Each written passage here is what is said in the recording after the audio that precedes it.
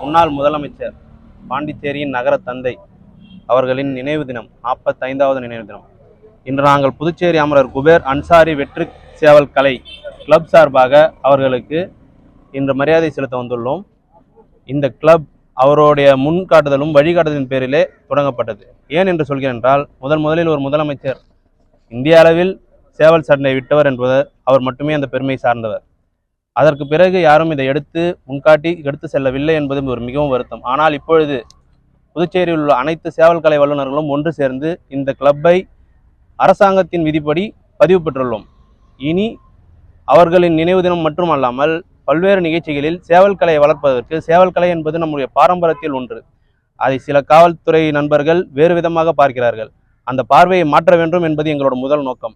இது முற்றிலும் விளையாட்டு சார்ந்த ஒரு விஷயம் என்பதனால் பதிவு பெற்ற கிளப் மூலமாக பதிவு பெற்ற அரசாங்க விதிகளின்படி இனி ஒவ்வொரு நினைவு தினத்திற்கும், ஒவ்வொரு பிறந்தநாள், அரசியல் தலைவர்களின் பிறந்தநாள் அனைத்திற்குமே மிக சிறந்த விழாவாக கொண்டாடலாம் என்று முடிவெடுத்துள்ளோம். அது மட்டும் அல்லாமல் இன்று அண்ணன் குபேர் அவர்களின் நினைவு தினத்தை விட்டு இலவச அன்னதானமும் சேவல் கிளப்பின் சார்பாக வழங்கப்பட்டது என்பதை பெரும் மகிழ்ச்சியுடன் தெரிவித்துக் கொள்கிறோம்.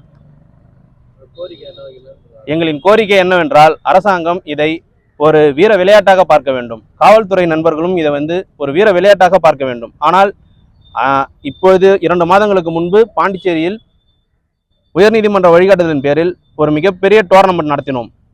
உயர்நீதிமன்றமும் எங்களுக்கு அனுமதி அளிக்கிறது, உச்ச நீதிமன்றமும் எங்களுக்கு அனுமதி அளிக்கிறது.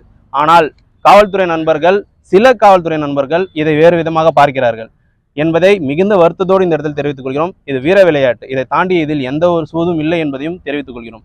கோப்பைகளுக்காகவும் பதக்கங்களுக்காகவும் மட்டுமே நடத்தப்படுகிற விளையாட்டு இது. இதை அரசாங்கம் எங்களுக்கு அங்கீகரித்து எந்த சூழ்நிலையும் எங்களுக்கு எந்த ஒரு பிரச்சனைகளும் இல்லாமல் இந்த கலை அழியாமல் பாதுகாக்க அரசாங்கம் எங்களுக்கு துணை நிற்க வேண்டும் என்பதை முதலமைச்சரின் என்று கோரிக்கையாக வைக்கிறோம்.